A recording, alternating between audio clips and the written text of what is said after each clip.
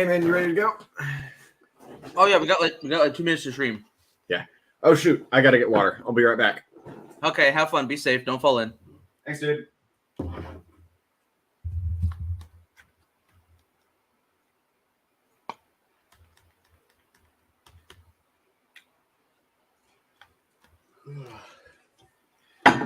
All right, you ready to get started? Oh crap, man, we got like 2 minutes till stream. Oh shoot. Yeah, give me a sec. I gotta get water. Okay, have fun. Be safe. Don't fall in. Thanks, man.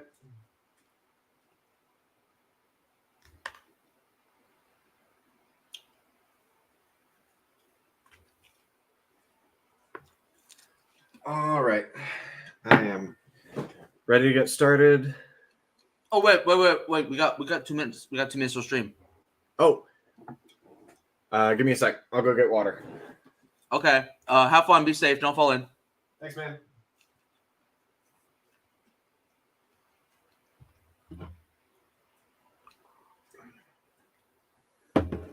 All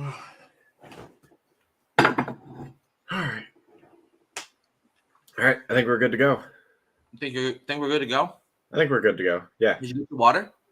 Yeah. I got my water. It's right Okay. here. The stream counter is counting up instead of down. That's weird. Oh. It's not supposed to do that. Must be Groundhog Day. Must be Groundhog Day.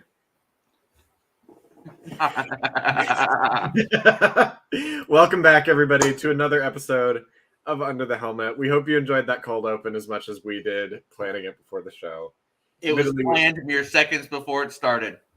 I mean, the initial idea came to us in like the middle of the day, and we texted each other. We were like, "This would be funny." Yeah, it would. And then 5 minutes before, we were like, "We haven't planned this at all." I have an idea.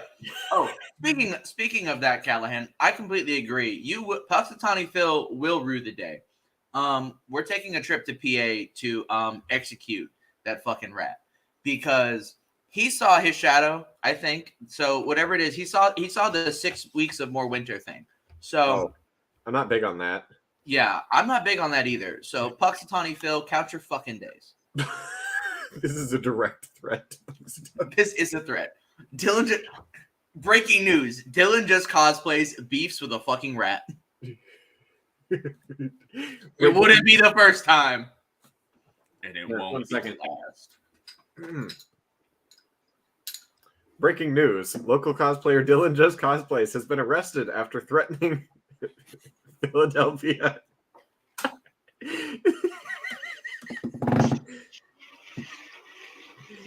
Count your fucking days, Phil. We're going to get put on the news. Oh, we're going to get put on the news. Yeah, under 2 minutes in, and Dylan threatened somebody. For once in our lives, it wasn't a Nazi. I don't know. Phil seems kind of Nazi to me. Phil's a groundhog, Dylan. He's a groundhog. You're telling me there can't be groundhog Nazis? You remember after the show one day when I told you that doing the show makes me want to drink sometimes? Well, you got a glass of water right there. I have a glass of water. It's a good thing I have water. Anyway. Also, today we actually have a sponsor. We have a sponsor because today we are sponsored by Dr. PP. It's been a while since we had a sponsor. I mean, it's been since I think it was since Night at the Movies with the prequels. Yes, we are now tonight. We are sponsored by Dr. PP because Dylan went to the store right before stream because he was like, I don't have anything for dinner, so he went to his local Publix and got the sandwich tray from the deli. So they have like a hot food tray. Yeah, mac and cheese. There you go. Not bad. I bit my lip this time. For those who are unaware, in the pre-stream, I bit my tongue, and now I bit my lip. So, as you can see, I'm thriving. It is a horrific day to be Dylan's mouth. Anyway, no comment. So, as we all know, we're talking about a number of things tonight. And the steel chair. Yeah, the good, the bad, and the steel chair. But So before we get into that, I think we should address. I think here's our plan. Here's kind of my idea. mhm. We address Bad Batch very quickly Yep. because it was a good episode. Not much happened, but it was a good episode overall. It actually had a message for once. So see, Bad Batch. That's how we do good filler episodes. 2 thumbs up. Fast. And then we talk about some of the other news and rumors coming out because, and then I want to dedicate the rest of the episode to the biggest news and rumor, which is James Gunn went and dropped a banger, dropped that DC lore incoming, and we want to talk about it. Mhm. Because for those of you who are unaware, we're kind of DC fans. A little bit when it's good. Yeah, so that's that. When they don't put out some of the movies of all time. Some of the worst. I can say that. So, if you like what you see here today, don't forget, join that Discord, leave us a like, leave us a comment, share this video with your friends, parents, classmates, co-workers, lovers, enemies. Share it with anybody. And of course, subscribe to Under the Helmet podcast. So Your you don't- butlers who aren't getting who aren't getting a 4th season of their origin story. Who? Pennyworth got canceled after 3 seasons. Pennyworth is still going on? Right? That's what I was thinking. I was like, I feel like that was coming out when I was in middle school.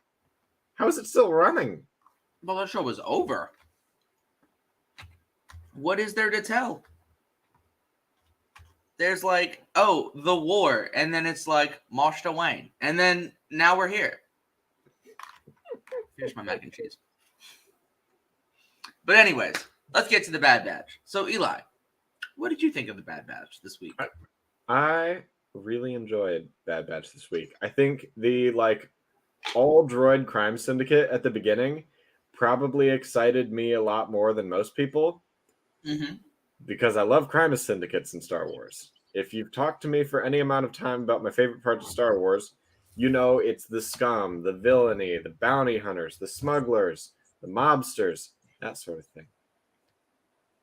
You also know that Solo is my favorite Star Wars movie, and then everything makes sense. So, naturally, I thought that was cool. We didn't touch on it a ton, but they made a good kind of, they were an excellent plot point. They were. I'd like to see more of them because are they all just droids, or do they work for sentience, or do they work for themselves? Right. Because if we remember in Legends, they were all the same type of droid. Mhm. And time to put on the Legends hat real quick. So in Legends, IG-88 had talked about that character's main goal was to stage a droid revolution and to use the IG units to sort of take over the galaxy. But there was also this whole convoluted plot of how IG-88 was in Death Star 2 and all that. So Legends things. We can just Legends being trash as usual, with a few good exceptions. I'm not afraid to say that. I'm not afraid to say that, especially Starkiller. The worst part of Legends was Starkiller. But anyway, how about this? What would you say is the best part of Legends? Skippy the Jedi droid. I see we've been watching our Clone Army radio recently. I approve. Very nice. Well, listening. No, I just love Skippy. I love the concept of that droid being force sensitive. So when he popped up in the Mandalorian and Book of Boba Fett and all that, because that's the droid with Uncle Owen. This R2 unit's got a bad motivator. Yeah, it's isn't it like R5 D4? Yeah, R5 or R4 or I5, whatever. So R5 is probably. Hearing that story, just how absolutely batshit crazy it was, I was like, I approve how silly and goofy and crazy that is. But also, jokes aside, the best part of Legends is the Kenobi book by John Jackson Miller. That's the best part of Legends for me. Okay. Love that book. My home screen on my computer is Obi-Wan Kenobi. I love that book to death. I mean, we know you're kind of a hardcore Kenobi fan, so this does make sense. A simp for that, man. That's fair. That's fair. I don't know. I do enjoy Mara Jade. I don't feel like that needs to be hidden. Damn. Down tremendous. Down exceptional. Down Look, horrendous. I am being attacked from all angles. I am being attacked from the stream. I am being attacked from the chat. He's down here. Down exceptional. I I have don't to know where say, it came from. I have to say, I'm actually with George Lucas on this. I don't see the hype around Mara Jade. I really don't. I just think she's cool, and I like the concept. Like I like the idea of like Luke having a wife. that's kind of And, the like, biggest thing. I think what I like about Mara Jade is how I think the biggest difference between canon and legends when it comes to Luke Skywalker is this. And I'm not talking power levels. I'm talking, welcome to the first rant of the episode. So, welcome to that. So, it's not a difference of power level because I think I would make the argument that Legends Luke and canon Luke are fairly similar when it comes to power level. But the difference is Legends Luke currently has more feats. The ceiling, the cap of power in Legends was insane. You had motherfuckers that could devour whole planets through just going. You had what, Darth Nihilus that could just slurp, chug jug a planet. Yeah, he did. But where, oh god, I lost my train of thought. That's never good. Talking about canon and Legends Luke, the difference. I think the biggest difference is Legends Luke learned from the failures of the prequel Jedi and made a better Jedi Order. Canon Luke repeated the same mistakes as the canon Jedi Order, specifically when it came to the idea of non-attachment and specifically letting your attachments cloud your judgment, because non-attachment is not inherently a bad thing. You know, I want to give a huge shout out to Master Allen at Level Up Sabers on TikTok. He talks about this he said a few talks about this and it's really good, but living non-attached does not mean you treat your loved ones or the people you care about like they're just everyday people. You bring everybody to the level of a loved one. You treat everybody the same. That is non-attachment. That's the proper view of non-attachment. But many people, especially Westerners, tend to view non-attachment, and I think Luke falls into this trap as well, where he views non-attachment as like it's either all or nothing. You're either attached or you're non-attached, and that's not true. You can still be attached to things, but living through non-attachment. You just have to be willing when the time comes to let those things go. Like, for example, Kanan and Rebels. Great example of this. Great example of non-attachment. He loves Hera. He tells her straight up, I love you. You know. I love me some Rebels. Also, I'm gonna stop there because it's gonna be kind of vulgar. And you know, but he got up in them guts. He was getting down and dirty. You know. He was putting in that work. He was giving her his lightsaber, and he wasn't detaching the tip. He was going to town. So, Jesus Christ. He was putting in that work. He was pulling on them head tails. God, I wish that were me. Anyway, when the time came, Kanan's sacrifice ultimately was an act of love. You know, time to really jump over to The Last Jedi real quick. He wasn't fighting what he hated. He was saving what he loved. Rant over. Let's go back to Bad Batch. Because this was another episode about saving what you love. This is true. Do we want to get into spoilers? Absolutely. Well, we already said that Gunji was in it, so that's the big spoiler is that Gunji's there. Yeah, that's a fair point. I feel like that's pretty obvious. They teased that on the Star Wars page, like their Instagram story, being like Bad Batch is out, and it shows Gunji with a lightsaber. They dropped Gunji cookies today. Yeah. Star Wars Instagram was promoting a thing about making Wookiee cookies. I saw that. Not gonna lie, shit looked pretty good. I have a couple recipes for Wookiee cookies. They're a very common thing for Star Wars cookbooks to include, canon or otherwise. But I will say, if you're going to pick up a Star Wars cookbook, I suggest the Galaxy's Edge one. This is not a paid promotion, though I really wish it was. Disney, hit me up. I'm here. Dr. PP. Dr. Peeper. I can't move my fingers right.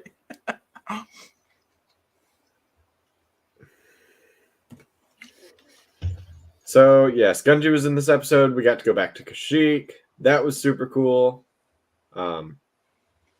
We got to see, I believe the creatures from this episode might be from the Knights of the Old Republic video game. Yes, they were. The weird, like, spider ones. Yeah. What was interesting, though, is that they were different than the spiders in Fallen Order. Yes, the Y-Shocks. Because I was like, oh, I see webs, and I'm thinking, are we getting 2 Fallen Order tie-ins? Because absolutely, that last episode had Zepho origins. It's not an ad. So true, Callahan. So we said it's not an ad.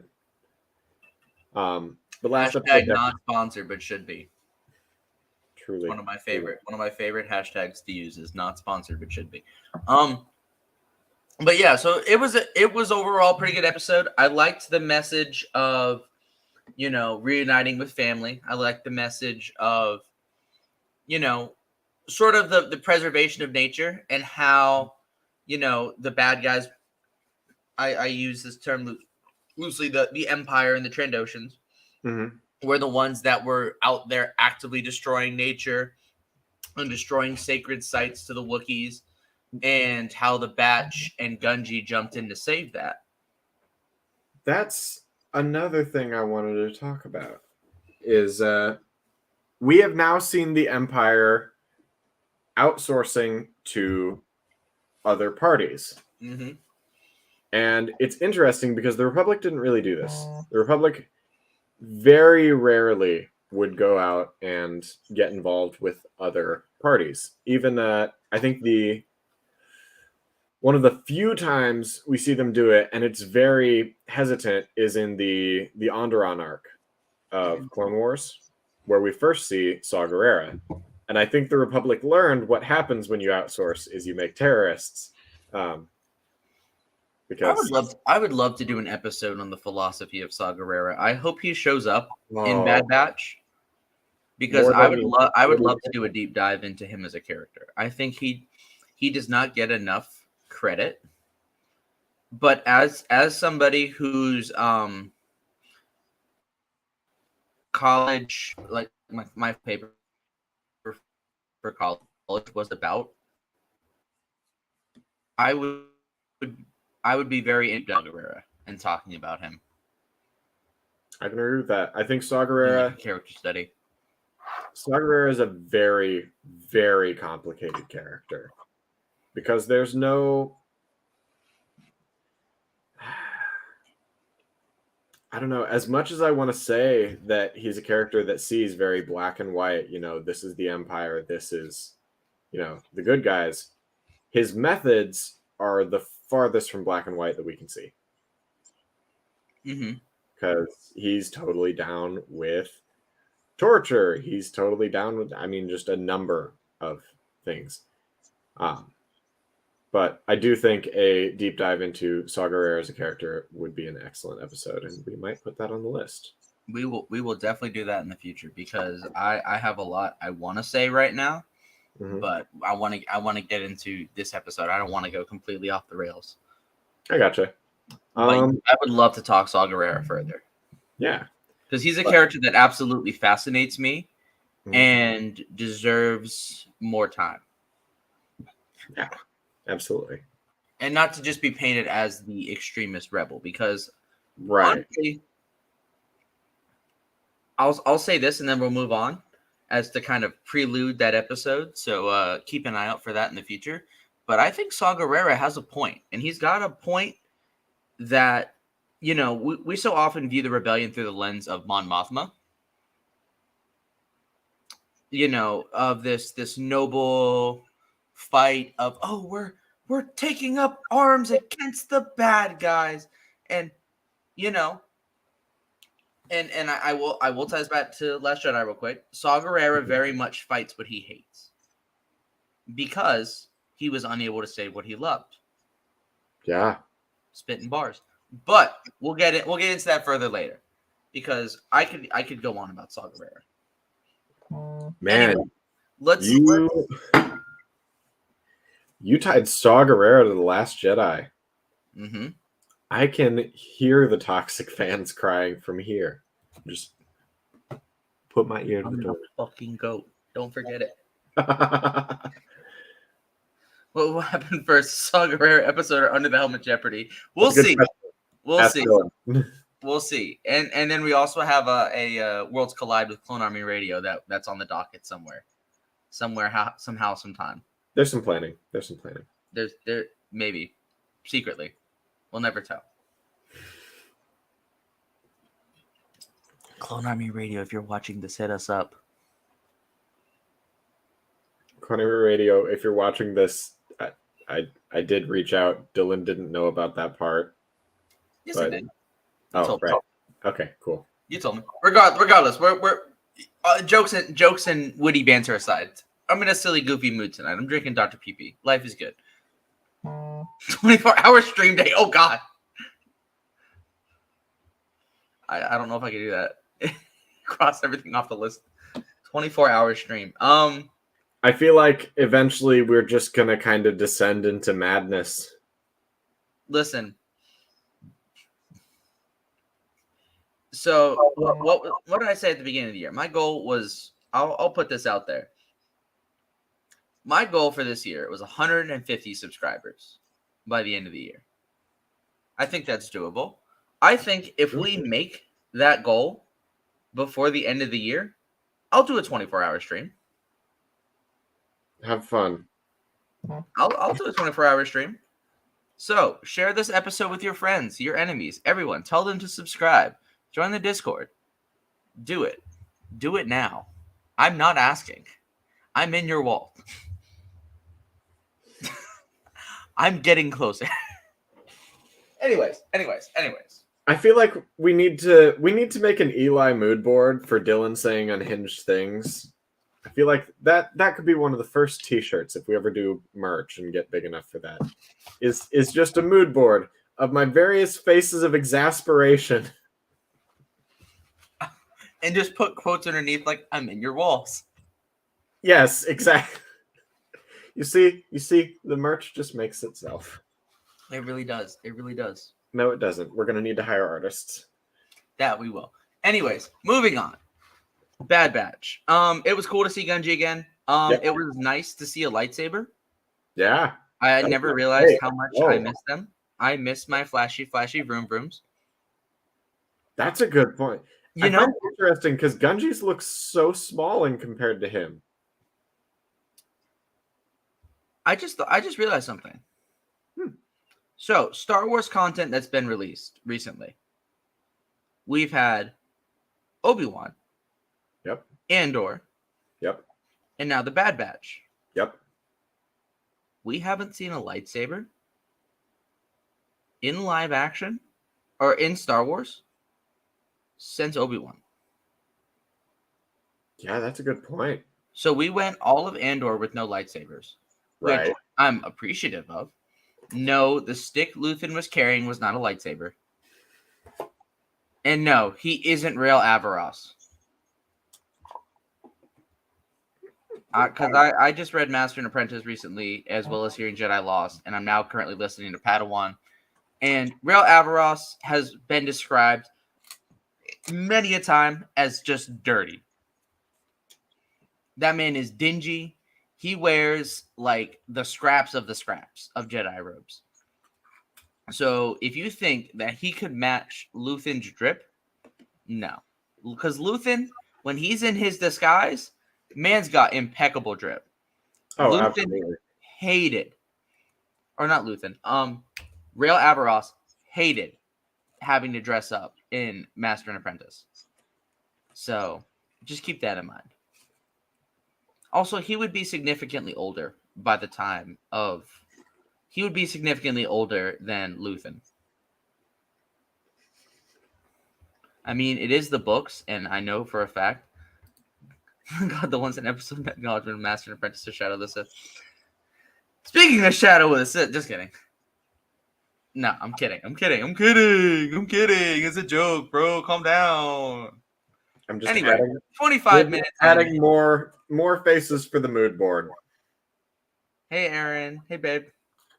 I'm loving silly, goofy mood vibes with the Dr. PP. It is the best. Aaron's here. Yeah. She is. I hope your work's going well. She's been working on a paper, so. Aaron should look back to the start of the video where you talked about your feelings on Twi'leks. Please don't. I'm not ready to have that conversation yet. Oh, don't worry. It's a fun one. It's a fun one. Anyway, what'd you say? I said I'm not there yet. Okay. Would we like to move on to news and rumors and my 30 items on my list? 30? Bro, I've got like 6. That's because I'm the one that does all the research. That is true. All right, let's hear I'm the one who brings in the 90-page news and rumors. Let's hear news and rumors. Bad Batch overall was good. I liked it. Yeah. Also, please don't make Omega Force sensitive. Please don't. Keep her non-Force sensitive. Yeah, I'm cool with that. Because some people saw that and were like, oh, because at the beginning of the episode, they think she kind of, wow, Dylan actually has N and R. I don't know what that is. What is a N and R? Oh, well.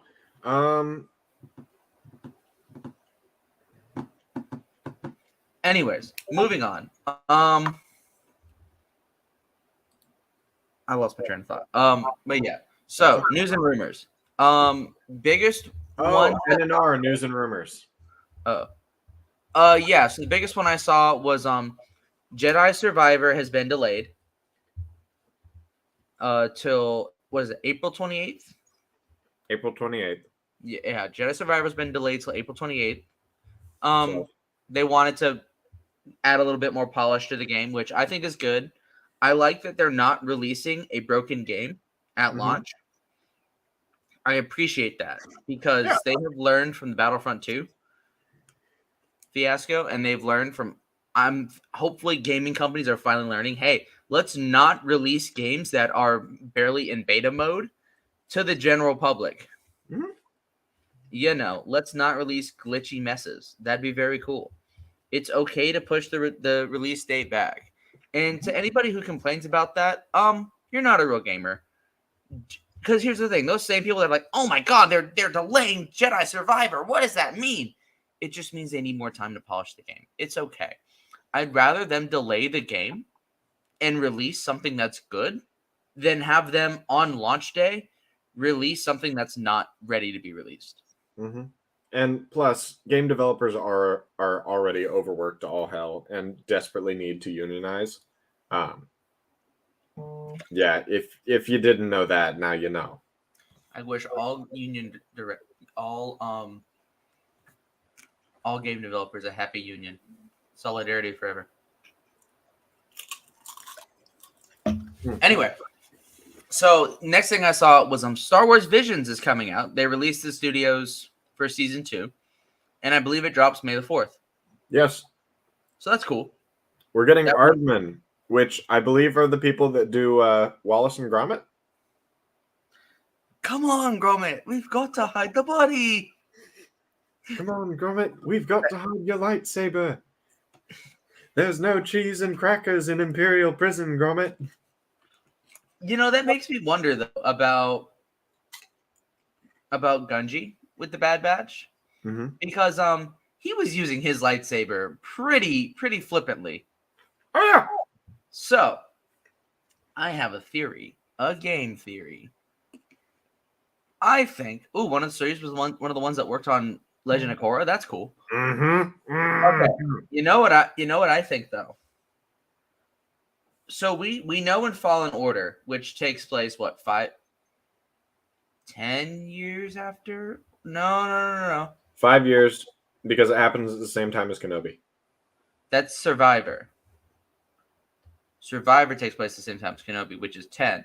So Fallen Order, and it's 5 years after Fallen Order. So I think Fallen Order is 5 years because Cal I think is 13 or 12 during Order 66.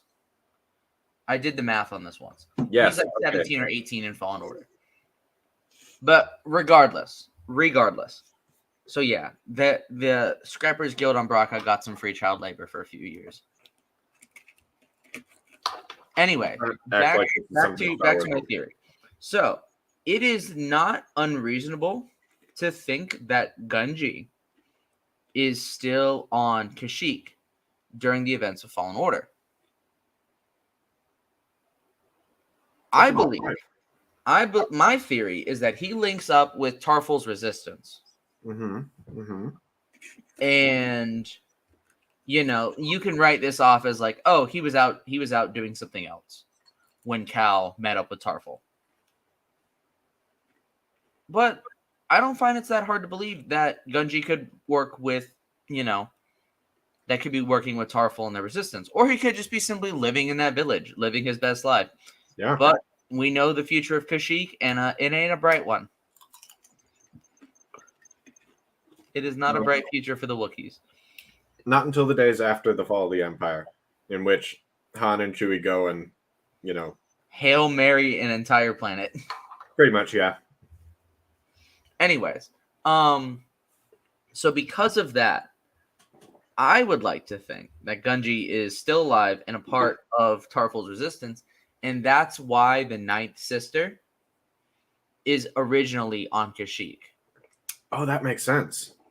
Because, I mean, you could say that, like, oh, she went to go take out Saw's rebels and all that, but, like...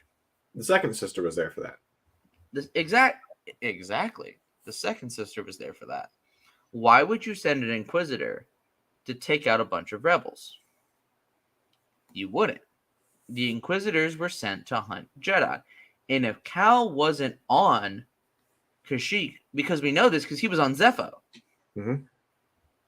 Because they knew where he was. Trilla knew he was on Zepho. He was busy being on one of my favorite planets in that entire game. So, or just in general. My theory is that she was on Kashyyyk looking for Gunji and found Cal instead. It was just like, oh, convenient, a Jedi. That's just a theory. A game theory. Please don't sue us. Please don't sue us, game theory. It's a joke. It's a joke, bro. Please don't sue us. Anyway, I am here to reveal the news and the rumors. Hit it. Starting up. Jeff Snyder has once again reported that 3 Star Wars films are in development and scheduled for release in 2025, 2026, and 2027. He also expects a big slate reveal at Celebration. So, Charlie, we are expecting news. Charlie reporting live. Charlie reporting live from 24-hour stream on Celebration? AK, unless? Anyway. Reportedly, Rami Malek as well as Iman Vellani are potentially, well, they're in the talks of being cast in the Batman sequel. And I think that'd be lit. Yes. I love Iman Vellani. She's great. She did a fantastic job as Ms. Marvel. Mm-hmm. And Rami Malek, I know he played a robot, and I know he played Freddie Mercury. Yeah, he was Freddie Mercury. Damn fine job as Freddie Mercury. Absolutely. So I'd be interested. And also that one guy from Night at the Museum. And wasn't he the villain in the new James Bond movie? I have not seen a James Bond movie in a while. I was going to say I haven't seen the newest one.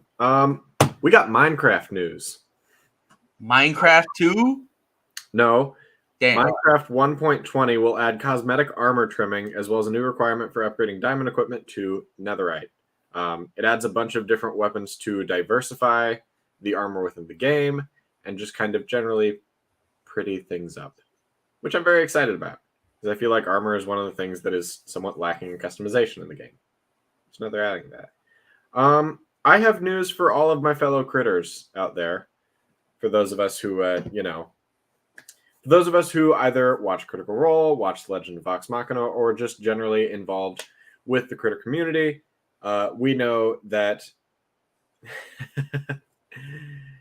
Amazon, which has been running The Legend of Vox Machina, we're now getting season 2.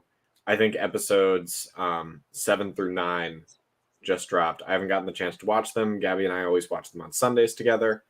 But they have greenlit an animated series for the characters from Campaign 2, that being the Mighty Nine, and they are also looking at their first film deal, which I'm very excited for that.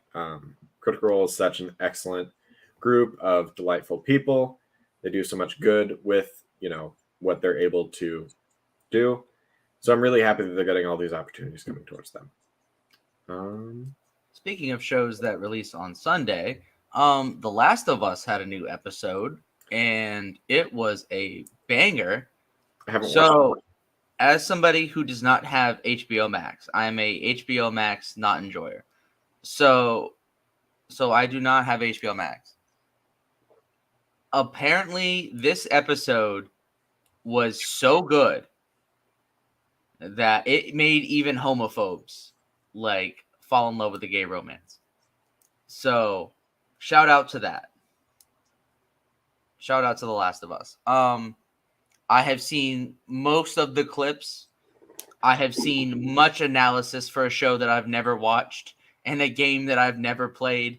But damn, do it look good. I shed a few tears.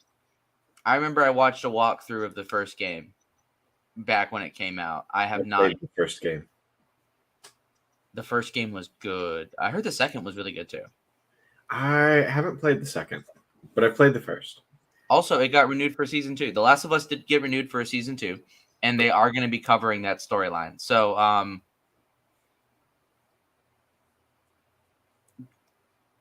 spoilers for the game. If you don't want to know, plug your ears and go la la la la la la la la la. I'll give you the thumbs up when the spoilers are over. Here they come in 3, 2, 1. Joel dies, so Pedro Pascal, sorry about your job security. At least you'll have Disney. Okay, spoilers over. I got news about Ironheart. Let's hear it. So Alden Ehrenreich, I never know how to say his last name. Alden Ehrenreich? Not Han Solo guy. Alden Ehrenreich. Who? Huh? Alden Ehrenreich is Han Solo. Alden Ehrenreich, thank you. Alden Ehrenreich has opened up about joining Disney Plus's Ironheart. And he says, Ironheart, it's big, but it also feels very personal, so I appreciated that. And it was fun. It was nice to go back and do a big one like that, which, we recently got news that a lot of the people that were involved with Solo have said that they would not come back for a Solo 2. So that does make me cry just a little bit. No Amelia Clark. No more Amelia Clark. And that makes me sad. My girlfriend's still here. But we'll get her in Marvel. So recently, Chloe Bennett.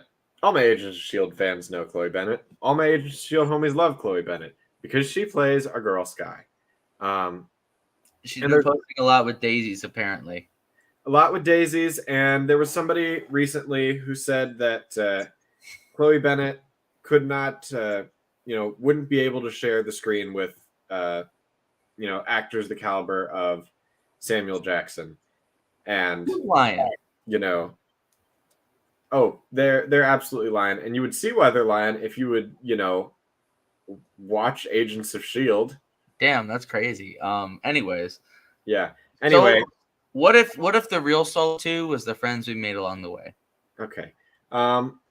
She's reportedly just been simply saying your tweets aren't going to age well. And I like that confidence. I like that confidence a lot. What? That's giving. No, I'm not in the movie. I never got a call. I'm not in the new Spider-Man movie. Yep. Succumb to the cult. Never. Let's see. My girl got me watching Grey's Anatomy right now. That is my life. Let's see. Oh, so we have new voice actors for Rick and Morty. Oh, we do already? Mm-hmm. Who is it? Rustin Joyland? No. Thank God. Reportedly, Tom Holland and Chris Pratt will be now playing Rick and Morty. I can't do this. I can't do this. You know what? It's like a red gun. Fake gun. Oh! That was fake. I'm okay.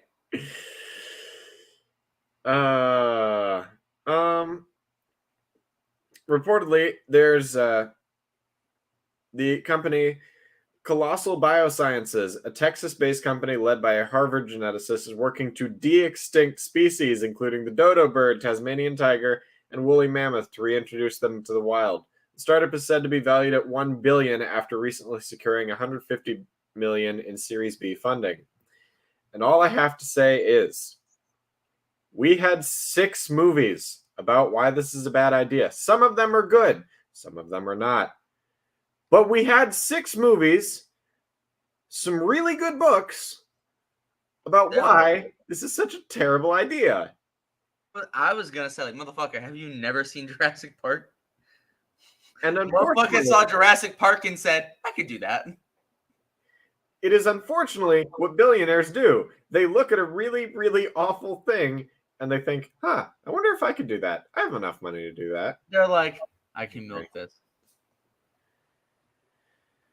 I want to be the real life Tony Stark. Scott Lang's book, Look Out for the Little Guy, is now available for pre-order. Like actually, that's not me joking. It's an actual book you can buy. Yes, Onward is really good. Onward is a very good movie, and it made me cry. Okay, I don't have a problem with that. I'm just tired of Chris Pratt being in everything, and Tom Holland needs a break to go marry Zendaya. Give that kid some days off. Because if he doesn't get to, well. And then something just snapped. Something inside of me. I'm just saying. If she's into Spider-Man, she could just... I have an idea. I know it's not the right one. It could be. Give me a chance. I mean, I get it. You're trying to web up MJ. Look, man. Anyway, let's move into DC. Honestly, with that WID you up. Honestly, if I was going to be, in anything at this point, I feel like I've got a better shot at DC. Speaking of DC, do you want to finally get into the topic of the episode? I think we should. We're 43 minutes in. Better late than never. Yeah. There's a reason you tune into the most disorganized podcast on the internet. Now, let's put up a banner.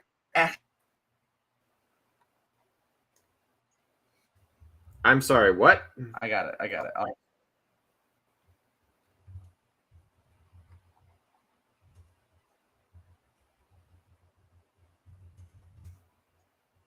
You do this way less seamlessly than I do.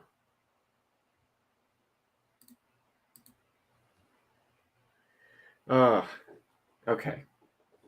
I'm a little appalled, but all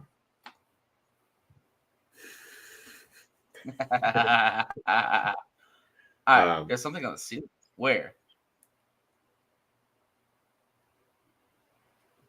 I'm not looking.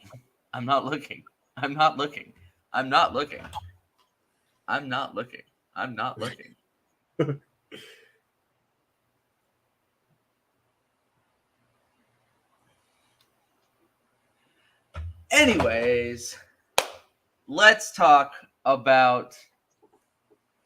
I don't really want to say the elephant in the room, but let's talk about the topic of this video, which is DC. James went and released what he's gonna do to DC. Chapter 1, I believe, is titled Gods and Monsters. Yes. And you know what? Why was that my first thought? So first thing, James Gunn released like a 2-minute video talking about the future of DC.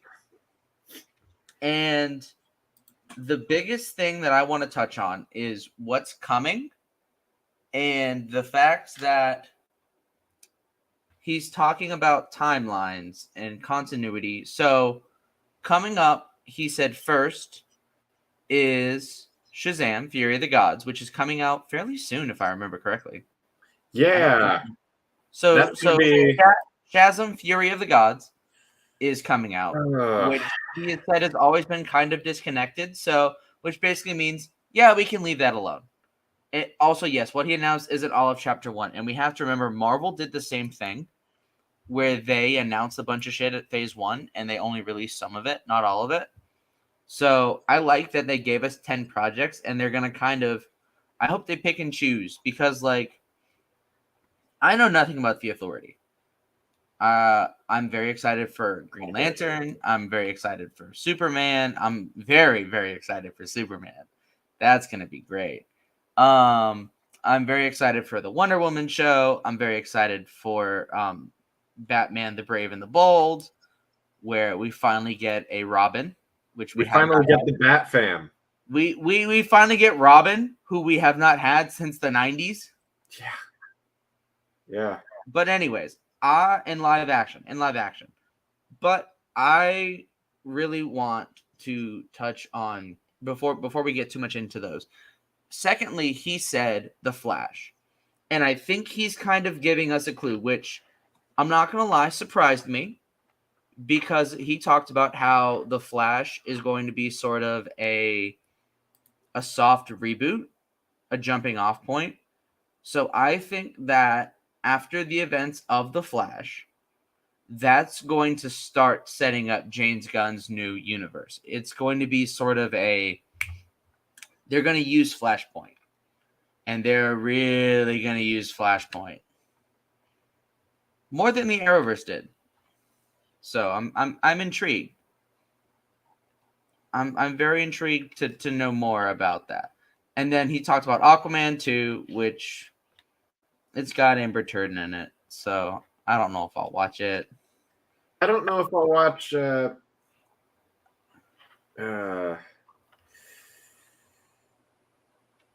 The sad thing is, I feel like I part of me wants to boycott The Flash and not watch it because of the actions of Ezra Miller. But also, I feel like it's going to be such an integral part of DC going forward. I feel like I'm going to have to at least pirate it. Dylan, don't get me started on Flashpoint. That's a joke. That is a joke. That is a joke. That is a joke. I do not pirate things. Under the Helmet Podcast does not condone the pirating of movies. Illegally watching movies is bad. Don't do it. Sorry, feds. I'll do better. Yeah, I'm gonna be honest. I can't bear to watch Shazam at this point. Oh, yeah. Yeah. We gonna talk about that? Because Flynn Rider broke my fucking heart over the weekend. Okay. I've seen mixed opinions about that. So what originally it looks like is that he was just being just straight up anti-vax. Which, if that is true, damn. Because apparently Zachary Levi went on Twitter and said some dumb shit. Some anti-vax type shit. But I also saw something saying, and I've only seen one person say this, but he recently lost a family member in a hospital. And that tweet came from a place of talking about the failures of the American medical system. Not that he was being anti-vax, but I think I've seen way more people say it was just him being anti-vax. So I don't know enough about it. I have not seen the tweets that he posted. Personally, His dad did die recently. Okay, so it is entirely possible that that's where he was coming from with those tweets, and they're being misconstrued. But also, don't be anti-vax. That's dumb. All right, what do you want to say about that?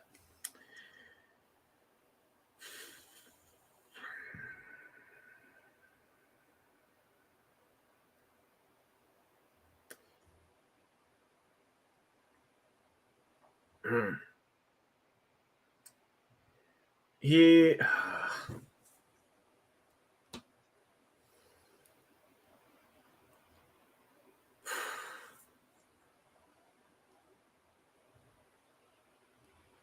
I have a lot, and I think I might save that for a time when I can go more in depth.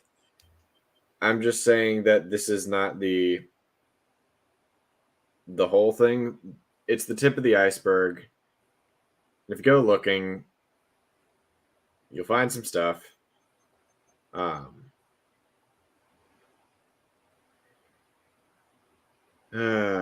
is Zachary Levi like a Chris Pratt? Is he like Chris Pratt tier? No, but he did go on Joe Rogan and expressed his admiration for Jordan Peterson, who's a right-wing all-meat diet self-help guru. Levi called Peterson one of the deepest thinkers I've ever heard break down like human behavior. Notably, that episode was released not long after Peterson had been suspended from Twitter for his anti-transgender comments about the actor Elliot Page. In the clip, Levi does not correct Rogan after the host's dead name's Page. Ouch. I will say this about Jordan Peterson. If he is truly one of the deep intellectual thinkers of our time, he recently released a video. We're saying, well, if you're not a man and you're not a woman, what do I do with you? So the deepest intellectual thinker of the time doesn't know what to do with people that don't identify as man or woman. So I don't know. Maybe, just maybe, he ain't that smart. I don't know. Just a thought. Also, I love that he releases a book of basic bitch self-help techniques, because I used to be big into self-help. So as part of that, I did at one point in time own 12 Rules for Life. I have since thrown it out. But one of the things I've learned about that book is that it is unnecessarily padded. It is far too long. And more than anything, it's like it is at its core basic bitch self-help.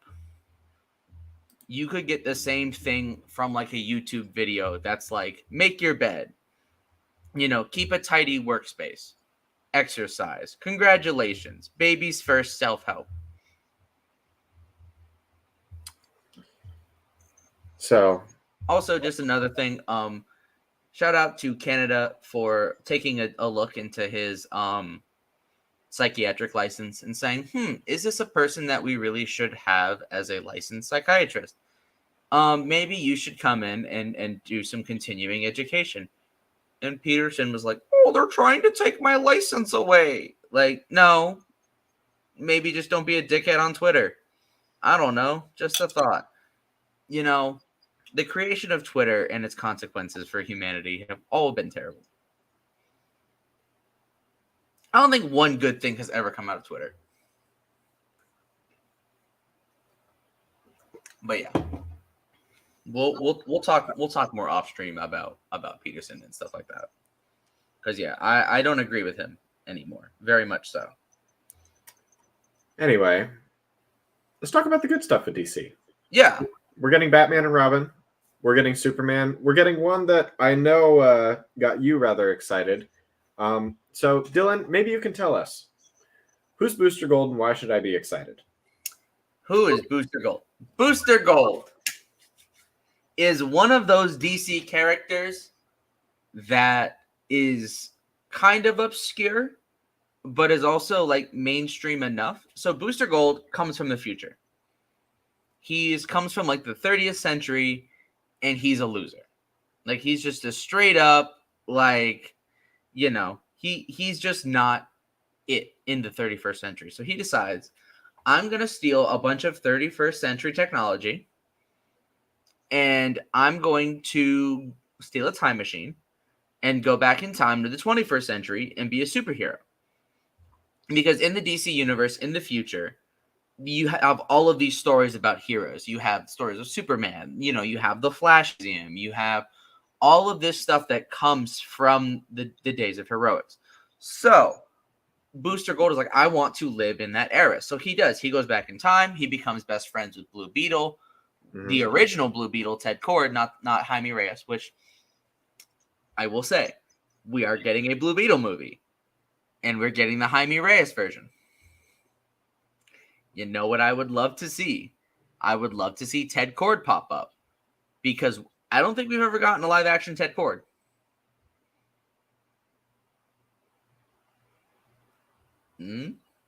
So I would love to see a live-action Ted Kord, and maybe it would be interesting to see Ted Kord sort of maybe mentor Jaime Reyes in the Blue Beetle movie. Maybe. I don't know. I don't know what it's going to be about. I know it's coming, and it looks really good. So that was another one that's coming out sooner rather than later that I am excited for. The suit looks great. The actor looks great. I'm very excited. But it would be really cool at the end of that movie, in the end credit scene, because these movies always gotta have an end credit scene. Oh, of course. For Booster Gold to appear. And that would be the segue into his movie. Okay, I could see that. That would be cool. That would be cool. I'm not saying that's what's going to happen, because, who knows? But that would be cool. That's all I'm saying. And you can keep it a secret, because Booster Gold is cool. He gets so the only, I think, live action Booster Gold we've ever gotten is in the very last episode of Legends of Tomorrow. And I think Smallville Blue Beetle might have been Ted Kord, but it's also just one episode. Yeah, we don't. Yeah, Smallville suits were not great. The Green Arrow one was cool, but anyway, that's about it. Anyways, back to. Excuse me. Trying to gather my thoughts. Back to Booster Gold. So he appears in Legends of Tomorrow. He's got a kick-ass opening scene, because basically in that show he basically gets reprimanded by some time people, some time cops, and gets sent to protect a fixed point in time. So, and that was it was during World War I. It was to make sure that the inventor of time travel, that his lover died, which sets him on an arc to become because it was a soldier in World War I. They both were. Oh. And I think he dies, either gets shot or he dies in a gas attack or something like that. The I don't want to call it the series finale, because it should not have been the series finale, but that's neither here nor there. Legends of Tomorrow, justice for that fucking show. It got canceled way too early. But yeah, so the great wipe. R.I.P. It was so good. But yeah, so Booster Gold's in that. He ends up helping the Legends. Somehow. He ends up somehow helping the Legends, but I think he ends up stealing their ship and leaving. And the very end of it, because it's a very Booster Gold thing to do. He steals the Wave Rider and leaves. But the end of it is he comes back and they get busted by time cops, like the Legends and Booster Gold. So, what's particularly frustrating about that is that they had so much more potential. But we'll talk about Legends another day, and we'll have to do a video on the life and death of the Arrowverse. Write it down. That'd be something, because I've seen very little of it. I might just kind of be along for the ride on that one. I might call in somebody to take my spot for that. Yeah, call in a friend. Yes, he gets arrested, and they all get arrested and go to time jail. End of the episode, end of the show. I'm so pissed about it because, anyways, moving on to DC. I'm very excited for Booster Gold. That's going to be good. Okay. I'm also very excited for the Superman movie because they keep hinting that it's going to be very similar to All-Star Superman. So I'm very excited for that because All-Star Superman is probably one of the best Superman comics of all time. And I'm very excited to see it. It's not going to be an adaptation. I think it's going to be like a year. It's been described as like a year 2 for Superman. Okay. So it's not like him starting out as Superman, but it'll still be him, like, working at the Daily Planet. And, I'm excited. I would love to see a return to I don't want to say hokier, but a more Happy. a happier, a less gritty Superman. I'm thinking less Snyder, maybe not so much Christopher Reeve. Maybe like I like that direction though. I now don't get me wrong. I love Christopher Reeve. He's probably my favorite superhero. He's probably my favorite version of Superman. Mm-hmm. Love Cavill. He did his best with what he was given. Mm-hmm. I think he deserves a fair shot. I think he's going to get it in the future. I think there's going to be some Elseworld story or something like that where Cavill comes in. But what I'm interested in seeing when it comes to Superman is him being more of a symbol. And James Gunn gets that. I mean, that's basically the message of All-Star Superman, is that Superman is more of a symbol. I also it's a big S on his chest. Yes. Well, there's also been a really good panel floating about where I can't remember I think it's Atlas, the guy who holds up the world. Yes. So there's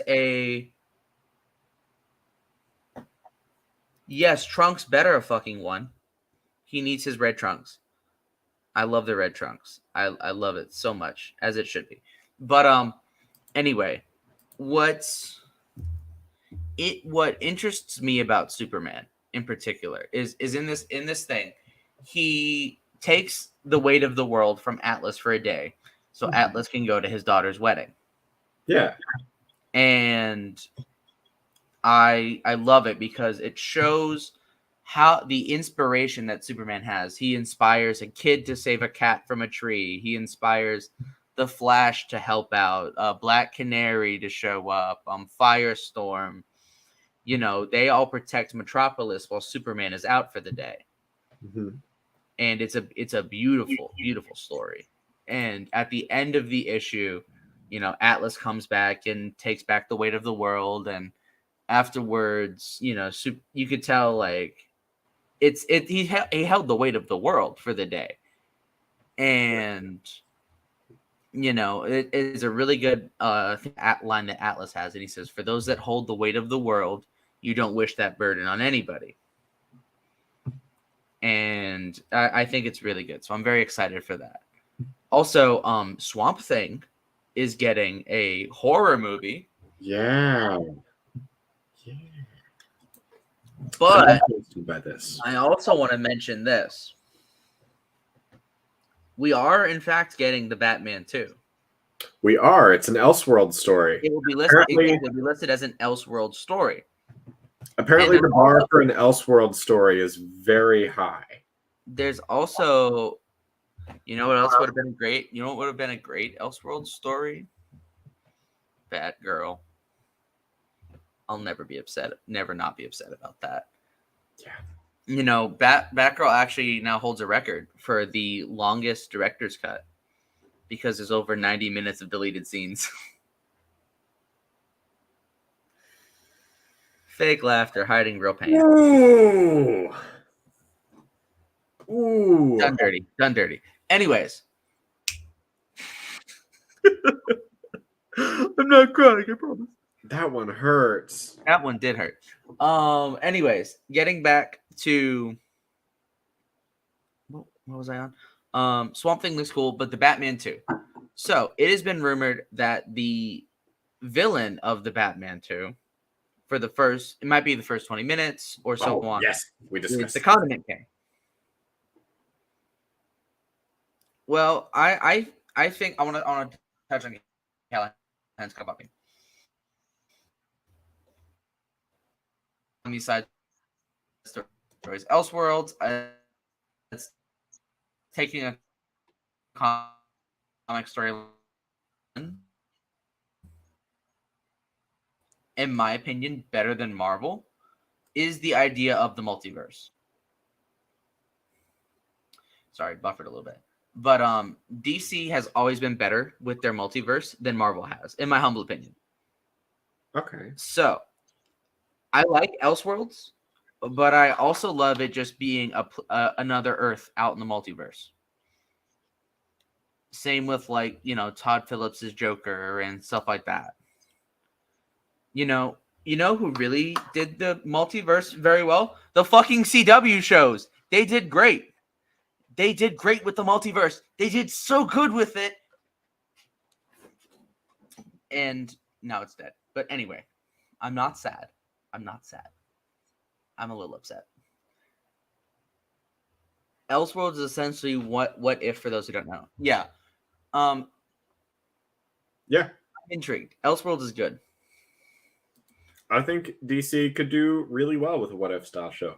I would love to see just a couple episodes of What If done in live action. I think that'd be cool. I would love a live action What If, but I also love the animated format. I was going to say, I do love the animation style. Also, we haven't heard anything about the Marvel Zombies show for a while. Yeah. I really hope they're still working on that because that's a project I'm actually very excited for. We haven't heard anything about Freshman Year in a while. That's a project I'm really excited for. Yes, we will become red lanterns with the rage that we spit out in our Arrowverse specific episode. I'm just excited. One of the biggest reasons I'm so excited for Freshman Year. I mean, there's a lot of reasons, but there is nothing that makes me Spider fan. This is a DC episode. Just kidding. No, Freshman Year does look good. I'm excited to see it as well. But anyway, I want to hop back on DC real quick because the main villain or one of the villains in the Batman 2 is rumored to be the Condiment King. Yes. And people were upset. I saw somebody was upset about that on TikTok, saying how we need to leave these goofy Batman villains behind. Like, first off, no. I'm a huge fan of Adam West Batman. I love the goofy villains. But if we remember specifically the goofy villains from the Batman, we have the Joker, goofy villain, is now just a psychotic serial killer. We have the Riddler, now just a psychotic serial killer. I would love for a goofy ass Batman villain. I think that would be really cool. I think the Arrowverse did a really good job introducing more serious villains in a goofier way. Specifically when they did it with the Flash. But also it was fun every now and then for Arrow to have a really goofy villain. Mm-hmm. And because that show was super dark and gritty. Yeah. So it was really fun to have that. But I'm not upset. Anyway, Dylan cries about the Arrowverse when he's supposed to be talking about James Gunn's DC. Episode 99. Dylan cries about the Arrowverse for a full hour straight. Dylan and Callahan cry about the Arrowverse. Becoming Red Lanterns with our rage over the end of the Arrowverse. Anyway. But let's. I think we should end our episode talking about the thing that I think caught our eyes more than anything, that we are most excited for from James Gunn's new vision of DC. And that is Waller. Just kidding.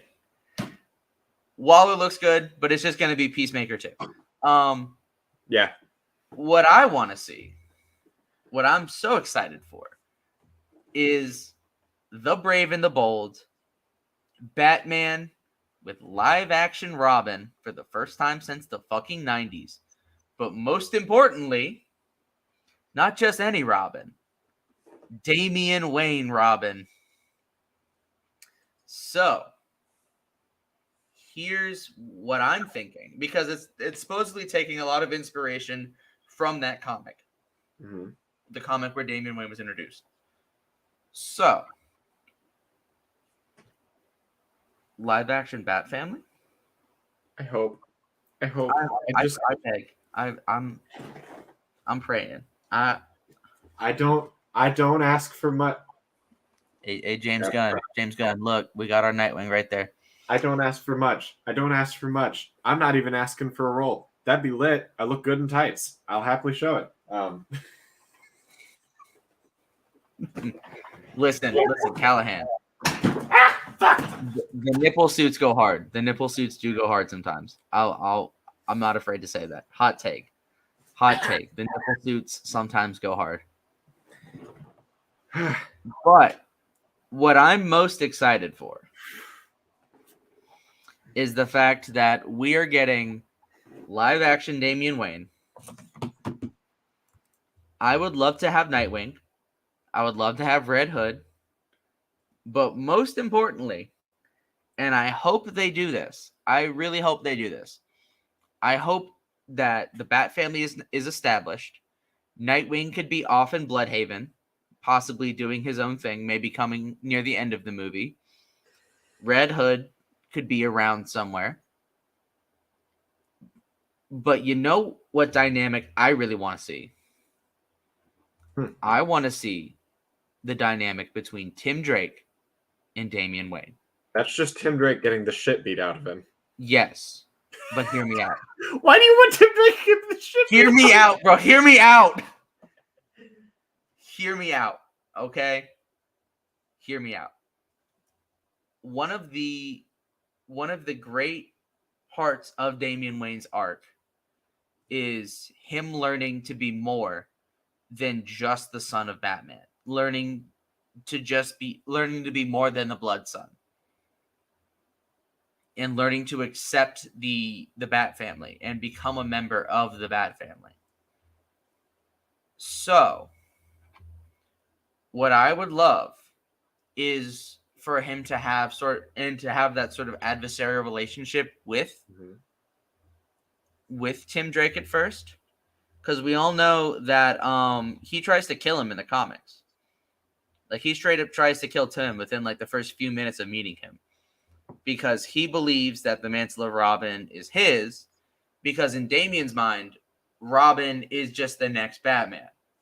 So I have to kill the competition in order to, level himself out. So I would love to see that starting off as him trying to kill Tim at first, and then eventually in the end of the movie, them learning to work together.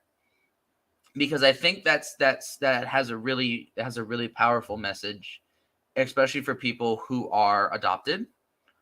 Absolutely. With people with family that also has biological children. And one of the things about Tim's arc in that comic is that he feels like, okay, well, now Damian's here. I'm sort of just chopped liver. I'm just sort of replaceable. And a recent Batman comic did this very well. I think it's the one with Failsafe. But Tim is the Robin in that comic. And, it talks about how when it comes to Bruce with the other Robins, he has a really good flow with Tim Drake. So I would love to see that. I would love to see. Also, I just want to see live action Tim Drake. Also, I'm not opposed to the idea of him becoming Red Robin. I think that is a good natural progression for his character. But I wouldn't be mad with him just being Robin and having two Robins. I don't think that's confusing. Well, actually, that's not true. That is kind of confusing. It's a little confusing. I was going to call you out on it, but I was going to let you get there yourself. Let him cook. Let him cook. Especially out in like the field, because Batman's like Robin, and it's like, which one? Robin, I need you to just obey the building.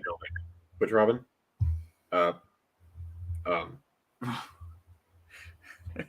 Wait.